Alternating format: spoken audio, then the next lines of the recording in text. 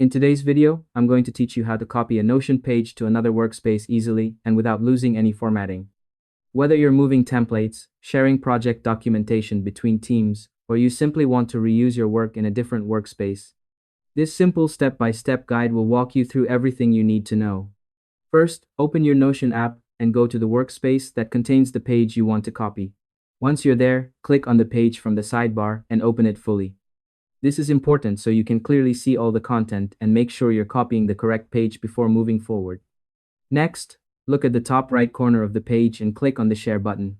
From the menu that appears, turn on Publish or Share to Web, depending on how your Notion version shows it. This step creates a shareable link for your page, which is essential for duplicating it into another workspace. Now, here's a very important step you don't want to miss. Make sure the Allow Duplicate as Template option is turned on. Without this enabled, you won't be able to copy the page at all. Once that's done, click Copy Link to save the page link to your clipboard. After that, switch to your other Notion workspace using your browser or the Workspace switcher. Paste the copied link into the address bar and press Enter.